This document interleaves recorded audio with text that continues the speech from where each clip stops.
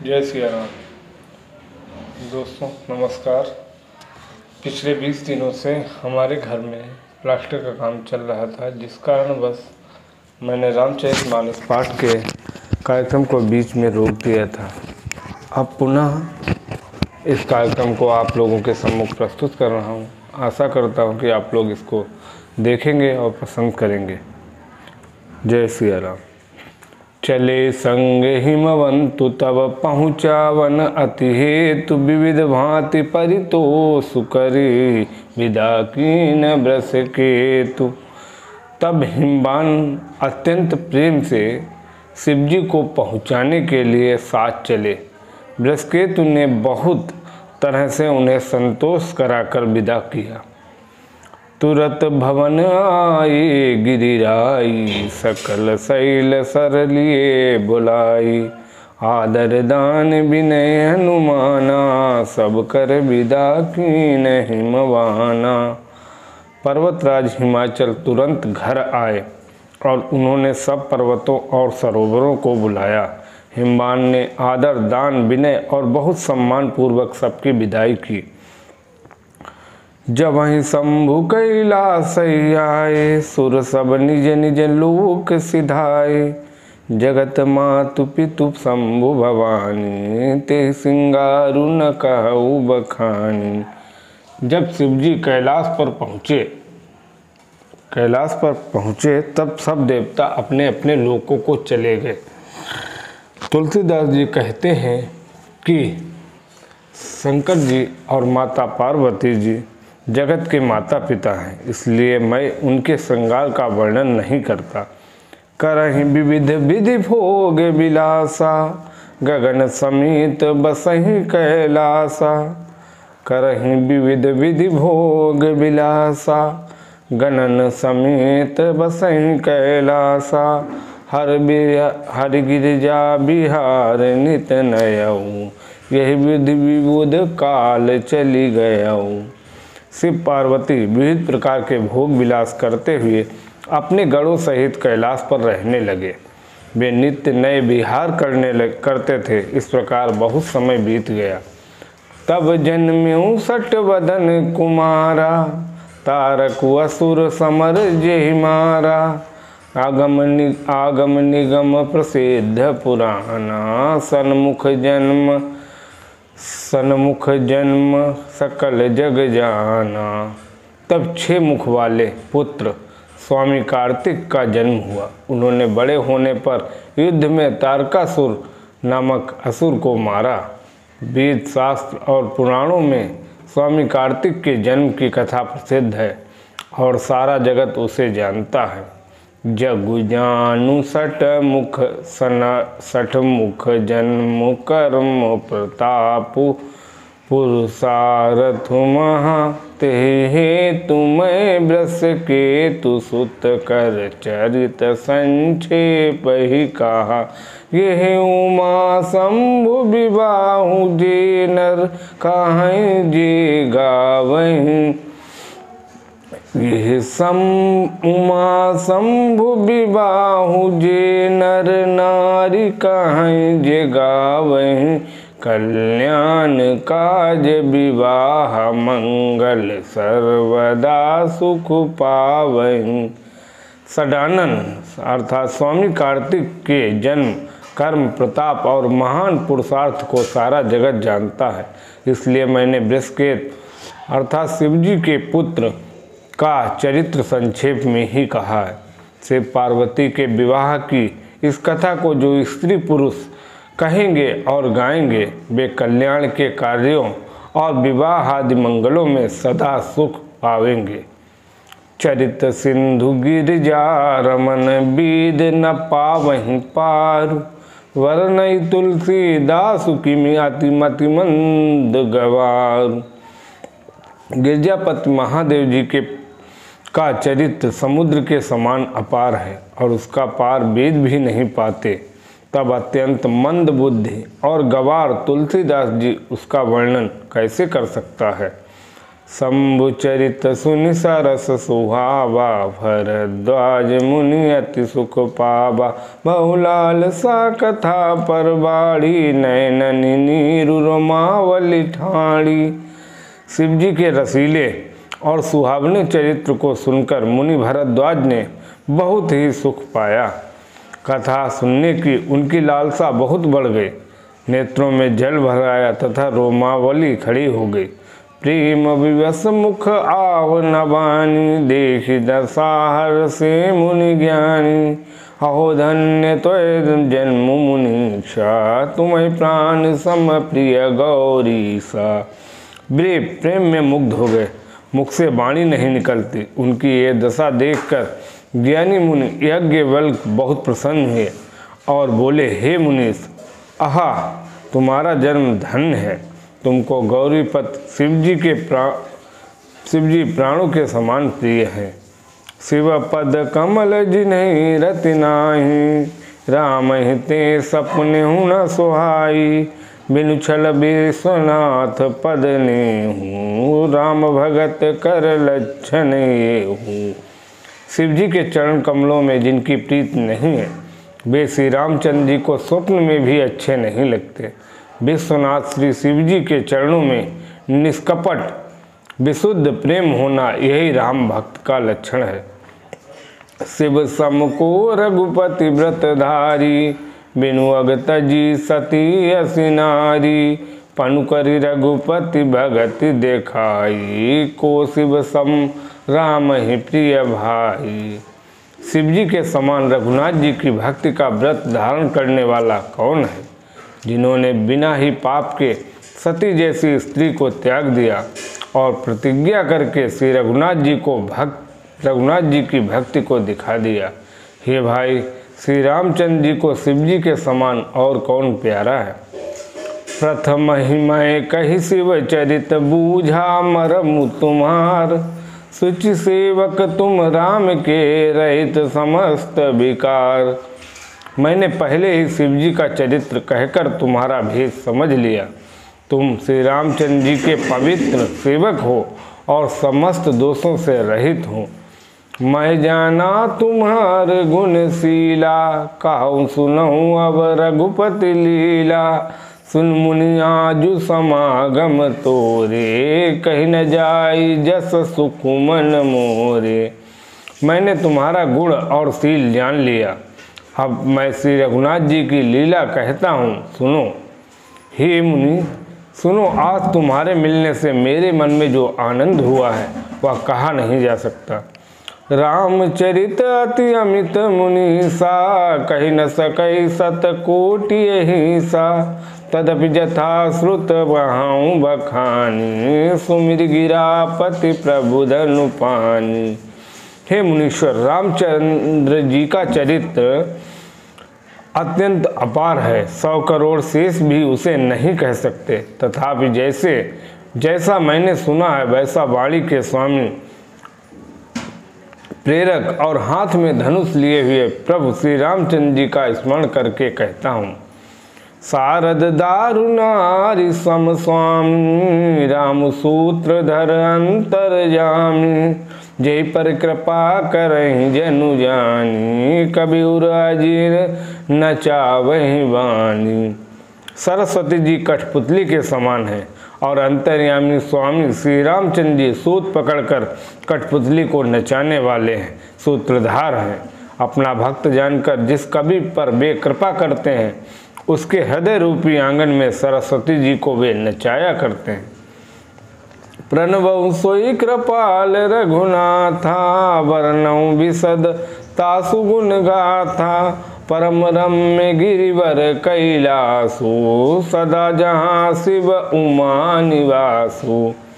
उन्हीं कृपाल श्री रघुनाथ जी को मैं प्रणाम करता हूँ और उन्हीं के निर्मल गुणों की कथा को मैं कहता हूँ। कैलाश पर्वतों में श्रेष्ठ और बहुत ही रमणीय है, जहाँ शिव पार्वती जी सदा निवास करते हैं। सिद्ध तपोधन जोगी जन सुर किन्नर मुनि वृंद, बसई तहाँ सुकृति सकल से वहीं शिव सुख कंद। सिद्ध तपस्वी योगीगण, देवता, किन्नर और मुनियों के समूह उस पर्वत पर रहते हैं। वे सब बड़े पुण्यात्मा हैं और आनंद कंद से महादेव जी की सेवा करते हैं। हरिहर विमुख धर्म रति नाही, ते नरता सपने नहीं जाई। ते गिरी पर्वत बिटप विशाला, नित नूतन सुंदर सब काला। जो भगवान विष्णु और महादेव जी से विमुख हैं और जिनकी धर्म में प्रीत नहीं है, वे लोग स्वप्न में भी वहाँ नहीं जा सकते। उस पर्वत पर एक विशाल बरगद का पेड़ है जो नित्य नवीन और सब काल अर्थात 6 ऋतुओं में सुंदर बना रहता है। त्रिविध समीर सुशीतल छाया, शिव विश्राम बिटप श्रुति गाया। एक बार ते तर प्रभु गयऊ, तर बिलोक्यूर अति सुख भयऊ। वहाँ पर तीनों प्रकार की शीतल, मंद और सुगंध वायु बहती रहती है। उसकी छाया बड़ी ठंडी रहती है। वह शिवजी के विश्राम करने का वृक्ष है जिसे वेदों ने गाया है। एक बार प्रभु श्री शिवजी उस वृक्ष के नीचे गए और उसे देखकर उनके हृदय में बहुत आनंद हुआ। निज कर दासी नागरी पुछाला, बैठे संजय शंभु कृपाला। कुंद इंदुदर गौर शरीरा, भुज प्रलंब परिधन मुनि विचीरा। अपने हाथ से बागंबर बिछाकर कृपाल शिवजी स्वभाव से ही बिना किसी खास प्रयोजन के वहां बैठ गए। कुंद के पुष्प, चंद्रमा और शंख के समान उनका गौर शरीर था। बड़ी लंबी भुजाएं थीं और वे मुनियों के से बलकल वस्त्र धारण किए हुए थे। तरुण अरुण अम्बुज समचरना, नख दुति हगत हृदय तम हरना। भुजग भूति भूषण त्रिपुरारी, आनंद शरद चंद छवि हारी। उनके चरण नए अर्थात पूर्ण रूप से खिले हुए लाल कमल के समान थे। नखों की ज्योति भक्तों के हृदय का अंधकार हरने वाली थी। सांप और भस्म ही उनके भूषण थे और उन त्रिपुरासुर के शत्रु शिवजी का मुख पूर्णिमा के चंद्रमा की शोभा को हरने वाला अर्थात फीकी करने वाला था। जटा मुकुट सर सुर सरित सिर लोचन नलिन बिला। जैसे जटा मुकुट सुर सरित सिर लोचन नलिन विशाल। नीलकंठ लावण्य निधि सोह बाल विदुबाल। उनके सिर पर जटाओं का मुकुट और गंगा जी शोभायमान थे। कमल के समान बड़े बड़े नेत्र थे। उनका नीलकंठ था और वे सुंदरता के भंडार थे। उनके मस्तक पर द्वितीया का चंद्रमा शोभित था। बैठे सोह काम रिपु कैसे, धरे शरीरु शांत रसु जैसे। पार्वती भल अवसरु जानी, गई शंभु पहि मातु भवानी। कामदेव जी के शत्रु शिवजी वहाँ बैठे हुए थे। ऐसे शोभित हो रहे थे मानो शांत रस ही शरीर धारण किए बैठा हो। अच्छा मौका जानकर शिव पत्नी माता पार्वती जी उनके पास गईं। जानी प्रिया दरुअति कीना, बाम भाग आसन हर दीना। बैठी शिव समीप हर साई, पूर्व जन्म कथा चित आई। अपनी प्यारी पत्नी शिव जानकर शिवजी ने उनका बहुत आदर सत्कार किया और उन्हें अपनी बाईं ओर बैठने के लिए आसन दिया। पार्वती जी प्रसन्न होकर शिवजी के पास बैठ गए। उन्हें पिछले जन्म की कथा स्मरण हो आई। पति हेतु अधिक अनुमानी, बियसी उमा बोली प्रियवानी। स्वामी के हृदय में अपने ऊपर पहले की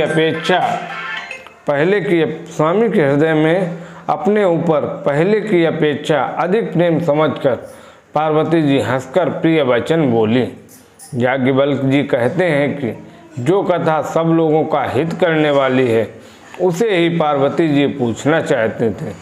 विश्वनाथ ममनाथ पुरारी, त्रिभुवन महिमा विदित तुम्हारी।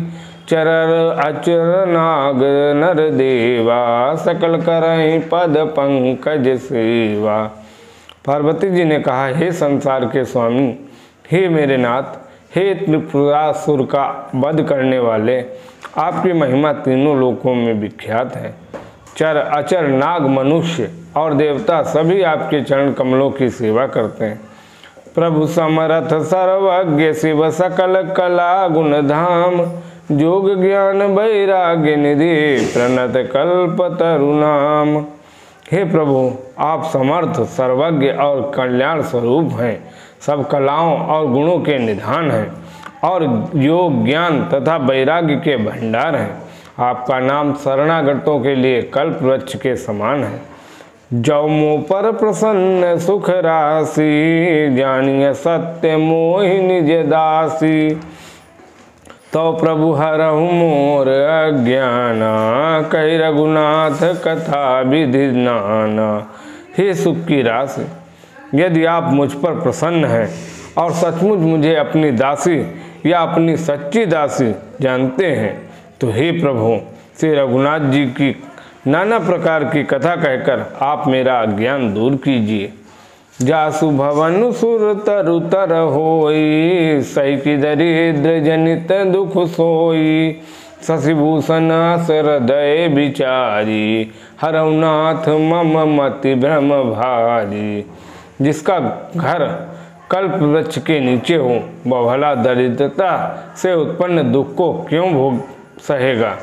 हे शशिभूषण, हे नाथ, हृदय में ऐसा विचार कर मेरी बुद्धि के भारी भ्रम को दूर कीजिए। प्रभु जे मुनि परमारथवादी, कहीं राम कहूँ ब्रह्मणादि। शेष शारदा वेद पुराना, सकल करहीं रघुपति गुण गाना। हे प्रभु, जो परमार्थ तत्व ब्रह्म के ज्ञाता और वक्ता मुनि हैं, वे श्री रामचंद्र जी को अनादि ब्रह्म कहते हैं और शेष सरस्वती वेद और पुराण श्री रघुनाथ जी का गुण गाते हैं। तुम पुनि राम राम दिन राति, सादर जपहु अनंग अराति। राम सो अवधन रपत सुत होई, को की अजय गुण अलख गति कोई। और हे कामदेव के शत्रु, आप भी दिन रात आदर पूर्वक राम राम जपा करते हैं। हे राम वही अयोध्या के राजा के पुत्र हैं, या अजन्मा निर्गुण और अगोचर कोई और राम है। जो नृप तनय तब ब्रह्म किमि, नारी विरह मति भोरी। देखी चरित महिमा सुनत, भ्रमति बुद्धि अति मोरी। यदि वे राजपुत्र हैं तो ब्रह्म कैसे, और यदि ब्रह्म हैं तो स्त्री के विरह में उनकी मति बाहुली कैसे हो गई। इधर उनके ऐसे चरित्र देखकर और उधर उनकी महिमा सुनकर मेरी बुद्धि अत्यंत चकरा रही है। जो अनिह व्यापक विभु कोई, कहु बुझाई नाथ मोहि सोई। आज्ञ जानी रिस उर अजनि धरहूँ, जेह विधि मोह मिटे सोई करहूँ। यदि इच्छा रहित ब्रह्म व्यापक समर्थ कोई और है तो हे नाथ, मुझे उसे समझाकर कहिए। मुझे नादान समझकर मन में क्रोध न लाइए। जिस प्रकार मेरा मोह दूर हो वही कीजिए। मैं बन दीखी राम प्रभुताई, अति भय विकल न तुम्हें सुनाई।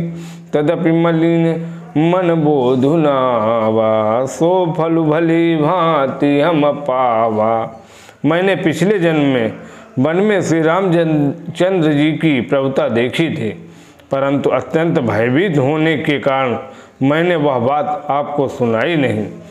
तो भी मेरे मलिन मन को बोध न हुआ, उसका फल भी मैंने अच्छी तरह पा लिया। अजहूँ कछु संशय मन मोरे, करहु कृपा बिनवहु कर जोरे। प्रभु तब मोहि बहु भांति प्रबोधा, नाथ सुसमुझि करहु जन क्रोधा। अब भी मेरे मन में कुछ संदेह है, आप कृपा कीजिए। मैं हाथ जोड़कर विनती करती हूँ, हे प्रभु, आपने उस समय मुझे बहुत तरह से समझाया था, फिर भी मेरा संदेह नहीं गया। हे नाथ, ये सोचकर मुझ पर क्रोध न कीजिए। तब करस विमोहा बनाई, राम कथा पर रुचि मन माई। कहूँ पुनीत राम गुण गाथा, भुजगराज भूषण सुरनाथा।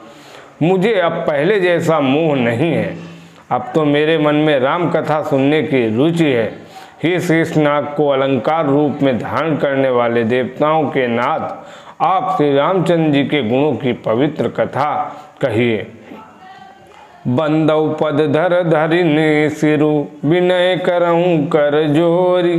वर्णौ रघुवर बिसद जसु, श्रुति सिद्धांत निचोरी। मैं पृथ्वी पर सिर टेक कर आपके चरणों की वंदना करती हूँ और हाथ जोड़कर विनती करती हूँ, आप वेदों के सिद्धांत को निचोड़कर श्री रघुनाथ जी का निर्मल यश वर्णन कीजिए। इसी के साथ आज का रामचरितमानस पाठ यहीं पर समाप्त होता है। कल फिर आप लोगों के सम्मुख आगे के पाठ के लिए प्रस्तुत होंगे। बोलो जय सिया राम।